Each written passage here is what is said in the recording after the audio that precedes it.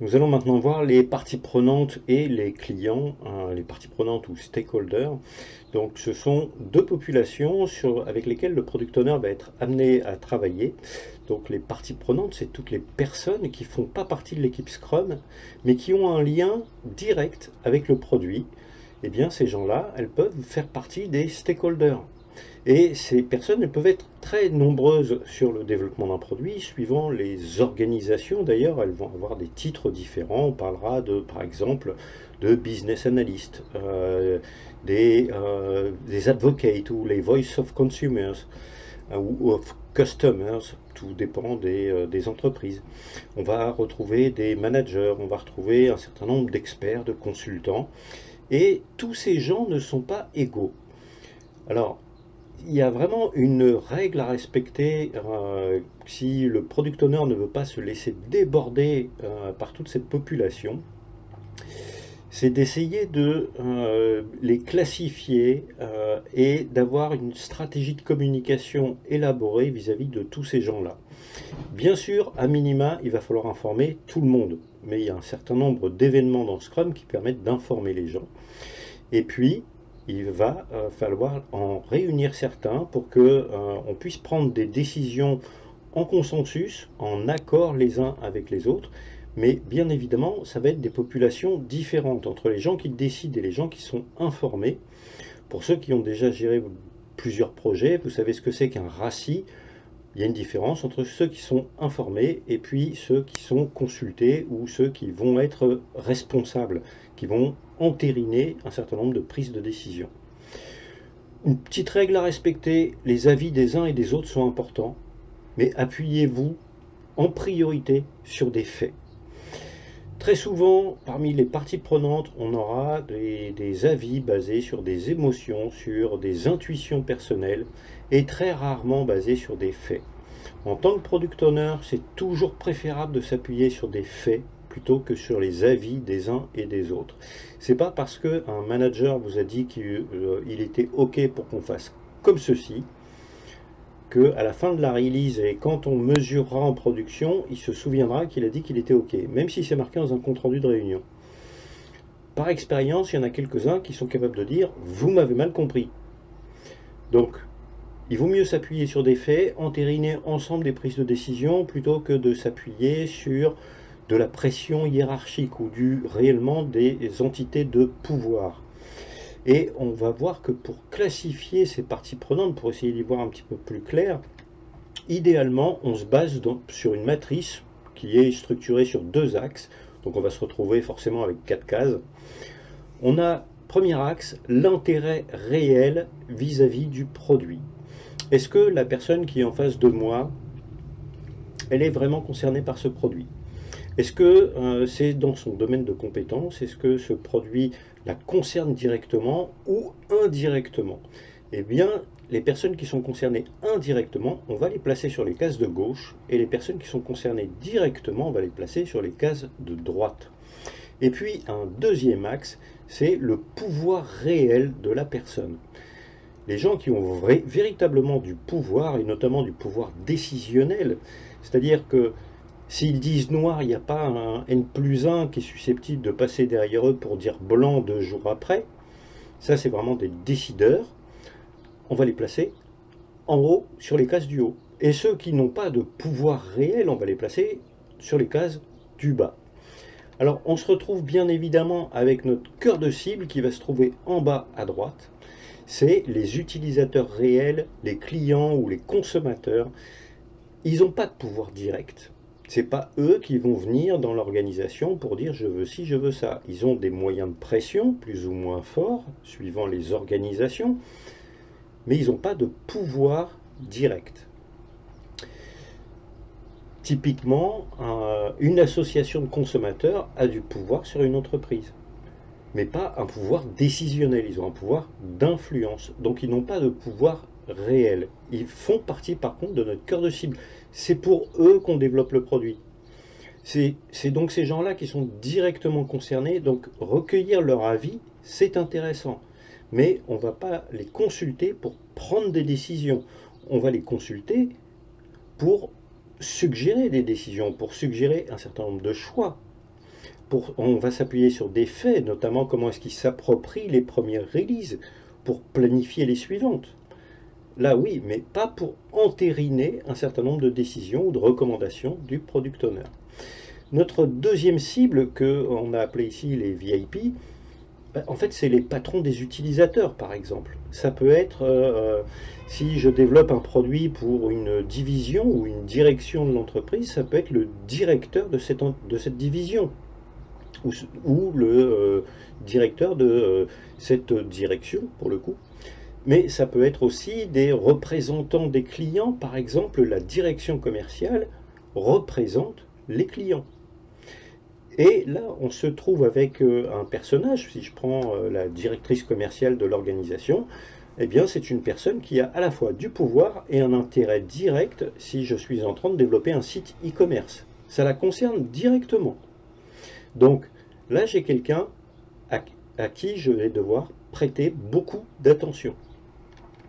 On va s'éloigner un petit peu des centres d'intérêt et passer sur toute une population qui sont les stakeholders à risque. C'est des personnes qui ont du pouvoir, parfois même beaucoup de pouvoir, mais qui n'ont aucun intérêt direct vis-à-vis du produit. Le produit, il n'est pas fait pour eux, il n'est pas fait pour leurs collaborateurs à eux, mais par contre, c'est des gens qui ont du pouvoir et qui viennent potentiellement donner leur avis sur le développement du produit. Dans certains cas, ils pourraient même considérer que ce produit est une solution concurrente, voire qu'il est hostile. Ils sont opposés au développement de ce produit. Pas forcément ouvertement d'ailleurs, mais ils ne le voient pas toujours d'un bon œil. Alors ça, c'est vraiment des populations à risque qu'il va falloir gérer de manière un petit peu spécifique parmi nos stakeholders. Et puis enfin, il y a la foule, c'est-à-dire la plupart des gens vont se retrouver ici, c'est tous les stakeholders qui n'ont ni pouvoir ni intérêt réel pour le produit. Donc tous ces gens-là, on aura là encore une démarche spécifique vis-à-vis d'eux.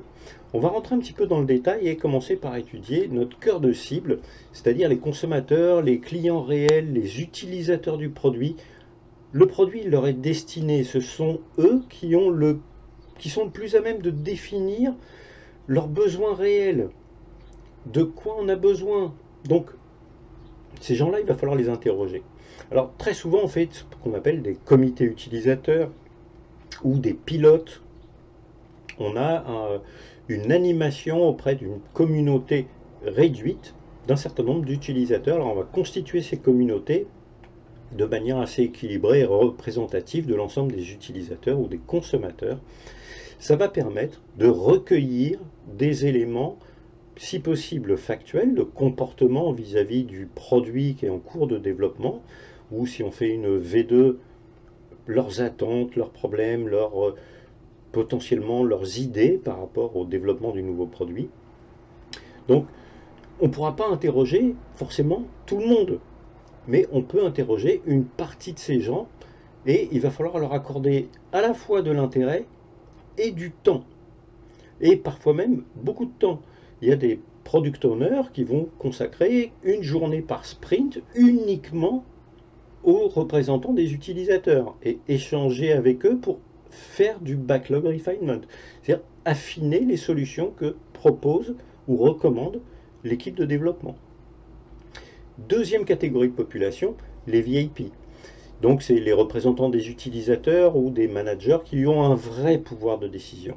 C'est-à-dire des gens pour lesquels ce serait quand même très compliqué de remettre une prise de décision en cause. Sauf s'ils la remettent eux-mêmes en cause, mais ça c'est un autre sujet.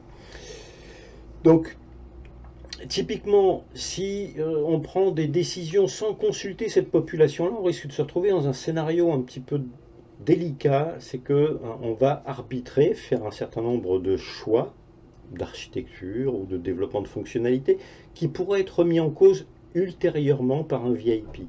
Ben ça, c'est un gaspillage de temps, c'est un gaspillage de charge. Dans le Lean, on appelle ça un MUDA. C'est un gaspillage. On a développé des choses, on a potentiellement même mis en prod des choses, et au moment où on les met en prod, ces gens-là, ils poussent des cris, ils s'énervent, et ils viennent nous dire que c'est pas du tout comme ça qu'ils voyaient les choses. Il vaut mieux les consulter avant. Il vaut mieux entériner un certain nombre de choix avec eux, plutôt que de venir déconstruire des choses qu'on aurait faites. Même si ça ne va pas jusque-là, simplement avoir passé du temps avec des utilisateurs sans interroger des décideurs et puis commencer à concevoir une solution uniquement à partir des utilisateurs, peut-être que les décideurs ont une autre vision stratégique. Donc tout le temps perdu, on ne pourra pas le rattraper. Ça, c'est vraiment de l'investissement à perte. Typiquement, un choix qui ne s'inscrirait pas dans la stratégie de l'entreprise, forcément, il va être contesté à un moment ou à un autre. Donc, si on n'a pas accès à ces VIP en tant que product owner, il faut trouver des solutions pour pouvoir interagir avec eux, mais de préférence, s'appuyer sur des faits, avoir des échanges avec eux en one-to-one, avant qu'il y ait des réunions de décision, on les prend individuellement, on échange par mail, par téléphone, par ce que vous voulez. On s'assure qu'on a des soutiens. C'est beaucoup plus facile lors d'une revue de sprint de proposer une recommandation, de dire voilà, la prochaine release, c'est ça l'objectif, si on a déjà convaincu la moitié des VIP. Ça se passe mieux. Si on est en revue de sprint et qu'il y a des VIP qui commencent à contester la stratégie du product owner, là pour le coup, il y a un certain nombre de corrections à amener dans la démarche du product owner. Et sinon, il va se retrouver systématiquement dans une position de punching ball. C'est pas une situation agréable. On va terminer par nos deux autres populations, celles qui sont donc moins concernées par le développement du produit. On a les stakeholders à risque. Et dans cette population, on va retrouver un certain nombre de caractéristiques, de types de personnalités. On va avoir des gens qui souhaitent imposer des éléments, mais qui ne sont même pas concernés par les résultats. Par contre, ils ont une vision sur quelle doit être la technologie, quelle doit être la solution, quel doit être le logiciel qu'on va utiliser. Allez, et ils sont capables d'imposer ou de chercher à imposer ces solutions, alors que ça ne les concerne absolument pas. Et ils peuvent faire ça pour d'autres types d'intérêts, mais pas les intérêts du produit en tout cas. On va retrouver des gens qui ne savent pas distinguer un objectif d'un moyen et qui vont souhaiter imposer des solutions, mais pas forcément en ayant une vision sur la stratégie du produit, sur le développement du produit. Et comme le résultat les concerne que moyennement, ils sont d'autant plus enclins à expérimenter un certain nombre de choses. Il y a ceux qui vont expliquer le comment, mais sans même avoir une réelle légitimité. Alors attention, on ne va pas confondre avec les utilisateurs réels. Eux, ils peuvent expliquer comment ils travaillent notamment. Si on fait de la dématérialisation d'activités, on est en train de digitaliser un certain nombre de processus métiers. Là, pour le coup, c'est intéressant de savoir comment travaillent les gens. Mais ce n'est pas parmi les stakeholders à risque qu'on va aller chercher cette information-là. C'est plutôt parmi notre cœur de cible qu'on va aller chercher cette information.